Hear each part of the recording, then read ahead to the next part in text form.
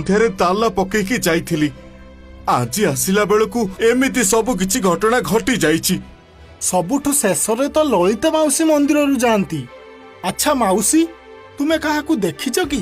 ନାଇଁ ରେ ପୁଅ, ମୁଁ କାଲି ଗୋସେଇ ଗଲା ପରେ ପରେ ଘରକୁ ଚାଲିଗଲି। ମୁଁ ଦେଖିନି। ମୁଁ କିନ୍ତୁ କାଲି ସଞ୍ଜ ବେଳେ ସୀତାକୁ ଏଇଠି ଏକୁଟିଆ ମନ୍ଦିର ଆଗରେ ବୁଲୁଥିବାର ଦେଖିଛି। ସୀତା ଆଉ ଏସବୁ କରିନି ତ? ନାଇଁ ନାଇଁ, ମୋ ଝିଅ ସୀତା ଚୋରି କରିନି। ସେ ପିଲା ଲୋକ, ସେ ଗହଣା କଣ ପାଇଁ ଚୋରି କରିବ? ଆରେ ପିଲା ଲୋକ ହେଲେ କଣ ହେଲା ବା, ଯାହା ହେଲେ ବି ଝିଅ ପିଲାଟା। ସୁନା ଗହଣା ପ୍ରତି ଲୋଭ ଆସିବା ସ୍ୱାଭାବିକ କଥା।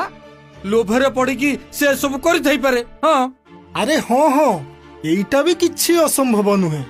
ସୀତା କୁଆଡେ ଗଲା, ତାକୁ ପଚାରିଲେ ସବୁ ଜଣା ପଡିବ।